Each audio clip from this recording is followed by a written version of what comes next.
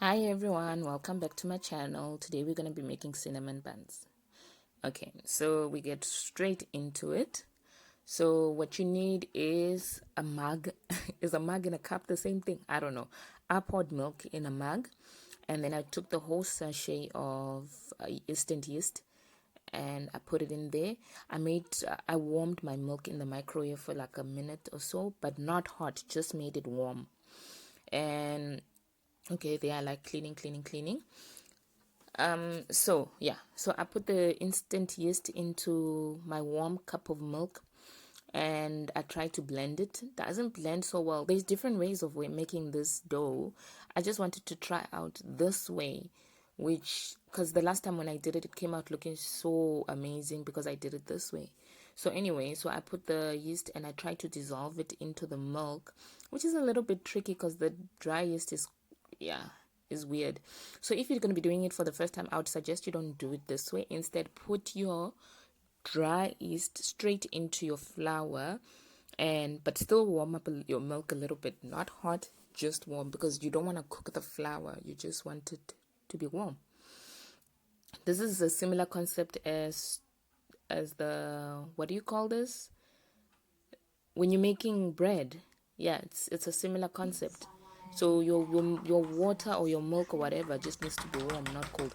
But then with cinnamon buns, you need to make sure you use milk because it makes it nice and soft.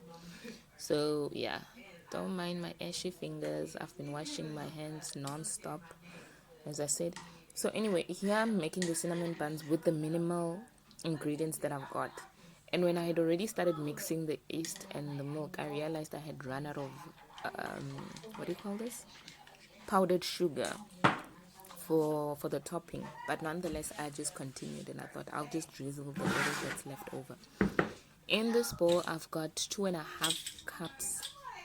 Yeah, 2.5 cups of flour, and I'm gonna put in half a teaspoon of baking powder. Sorry, it's a bit blurry, you can't see it. There we go. And so yeah, I'm gonna put half of that in there, and half teaspoon of salt as well to just balance out the sweetness and everything else. Normally I would make this dough in large amounts, but then I was almost out of I am out of flour. This was like the little bit that I had left over. So yeah, so I thought, let me just make cinnamon buns with whatever little flour that was left before we go back to the shops, which is not anytime soon. And then I put the baking powder and the salt in there, mix it well, and when you're done mixing it, there you add your cup of milk with yeast. As you can see, I'm stirring again because it doesn't really dissolve too well. I guess I was supposed to put the yeast first before I put the milk in, and that would have made it dissolve a little bit better. So yeah, okay, so I pour that in, all of it. As you can see, some of it sticks in it. So I would really recommend that if this is your first time doing a cinnamon bun, put the yeast immediately after the baking powder and the salt and mix it together there, and then you put your milk. That will be a bit easier, or else you're going to be running into trouble. I tried to soften my butter, but it didn't soften enough. It didn't soften, it just completely melted. Here you just needed softened butter, not melted butter. So you take what was that? That was like a third, a third cup of butter, and you mix your mixture nicely together. Yes, it's a bit wet and sticky, but it's fine. You just make sure you blend everything well together. You don't really have to completely knead this. You just make sure that everything is nicely blended. So when that is nicely blended, try to get every little sticky bit off your fingers and put it back into the bowl. And when you're done doing that, you just scoop everything that's also on the side. Trust me, every little bit does matter, makes a huge difference. And then you just put that away, and wow, ta-da! We've got our second take when it has risen. So when it's risen, I sprinkle a little bit of flour on top, just so that when I knead it, this time around you're gonna try to knead it doesn't stick completely onto your hands, because it's still quite a watery dough. But then when it's risen, it's much better. It doesn't really stick as much. I'm not so good with kneading. I suck at this, but yeah, this is my take on how to do it. So if you can do better, thumbs up. But yeah, I just do this so that I make sure that I mix it well together again. And as you can see, it looks way softer. Yes, in the first round it's watery, but in this round it's like marshmallowy, but and not sticky. So we put that aside and let it rise again. And when it's done rising again, you're going to prepare your surface with flour, because you're almost at the end stages now. Well, you're at the end stages. So you first let it rise the first time around and let it sit. And after it's risen the first time, then you knead it and let it sit again. That process helps it soften up nicely. So after you prep your surface, you will take out your dough, which is, oh wow, it's like marshmallow. If it's not marshmallowy and you're sitting with a thick dot hoy kind of dough, then you know you're in trouble. You did it wrong. Something went wrong. And I mean, this is super easy. As you can see, it's nice and fluffy. Lay that onto your surface. Try to coat it with a bit of flour so that it doesn't stick onto the surface when you roll it out. I'm gonna just stretch it a little bit, obviously taking care of it with carefulness so that it doesn't break into half. I'm gonna get my rolling pin and try to put a little bit of flour into your rolling pin. This is a very nice rolling pin. It's not like the Stone Age ones where it rolls itself basically. It's quite nice, if you know what I'm talking about. Because I used to have that old rolling pin that is work. So you roll that out. Careful, try to make sure that it doesn't stick. So here I just turned it around because it was like kind of sticking on the other side, and I didn't want that, because it makes it difficult for you to roll it up after you've put your cinnamon and your sugar, and you don't want that. You want to be able to roll it out nicely. So I keep rolling it. You don't completely make it thin, but you just want to make sure that it's spread out evenly to almost like a cloth, but not as thin as a cloth, if that makes any sense. So it's still nice and fluffy, but it's rolled out to a thin, yeah. So now I'm gonna take my butter. Here I'm using stock. Hashtag I'm not sponsored by stock, but I love using stock butter. I don't know, it's the cheapest and it's nice.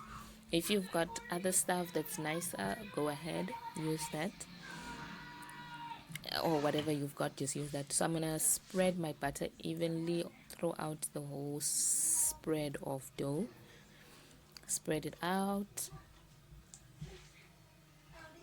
and yeah, just make sure you cover every little coat. So what the butter does, it just brings in everything together. It makes sure the sugar and the cinnamon stays on the dough, and it further makes sure that your cinnamon buns are nice and soft and fluffy and whatnot. Anyway, so yeah, just keep making sure you do that all the way. Make sure you cover all the corners. Yeah, this is the perfect way to make sure that you spread everything evenly is by making sure that your butter is at room temperature. I forgot to say that it must be room temperature. Then you use the back of a spoon or a spatula and you spread it out evenly. Try not to be rough because you might break the dough. So yeah, here I'm just double checking if every little corner is taken care of, and it seems like every little thing is taken care of. And I'm just gonna go grab my cinnamon and brown sugar mix. I always keep cinnamon and brown sugar mix ready, so that whenever I'm doing something like this, it's a quick type of thing. So yeah, I start sprinkling that all over. The last cinnamon buns that I made were looking so amazing, but they were not sweet enough on the inside, so I just made sure I added a little bit more brown sugar into this one. Yeah, so I sprinkle that all over. The nice thing about this dough, if you're not a fan of cinnamon buns, you could do like caramel, chocolate, and if you're not a sweet tooth kind of person, you can make pizza rolls. So you can put your like a super thin layer of whatever pizza sauce that you've got on hand, and then put your cheese and pepperoni or bacon or whatever, and Bob's your uncle. Or preferably you can just make it like a garlic raw. So you would do your butter, your garlic, and a little bit of herbs, and you roll it up, and Bob's your uncle. So here I'm just gonna gently roll it. As you can see, I'm trying to be as careful as possible. This was a bit tricky for me because normally I do it like in a big batch. Excuse my head. I do it in a big batch, so it's always like thicker and bigger, but then because I had run out of flour, it's actually quite thin this time around, so it won't be as thick. Oh, please excuse my head. Oh my gosh. Anyway, so yeah, going back to the alternatives, so you can go crazy with the different types of ingredients that you want to put in this type of dough. You must just pay careful attention that you don't put something that will make your dough too watery. So for example, if you're gonna put bacon, make sure you've pre-cooked it or pre-fried it or whatever, and then first put cheese on top and then the bacon, to minimize your dough getting wet and it doesn't look that nice.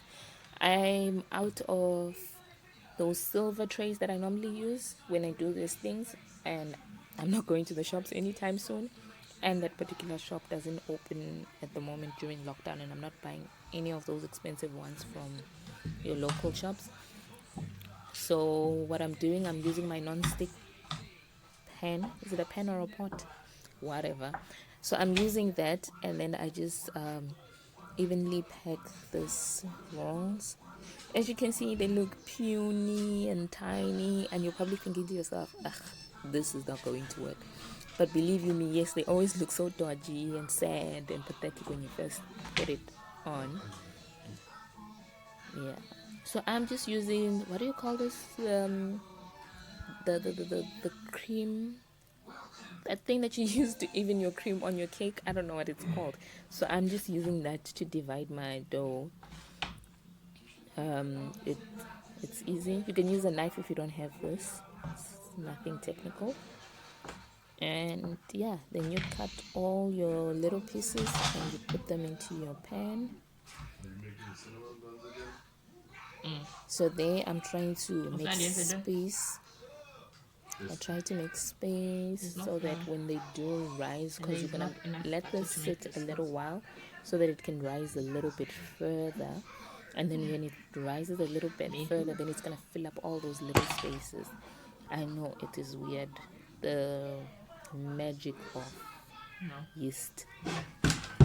It is amazing. So I'm just gonna cover that with my lid, and because this has already been kneaded, you don't have to stress about it covering with cloth or whatever, cling wrap. You can just put this lid, whatever lid that you've got on.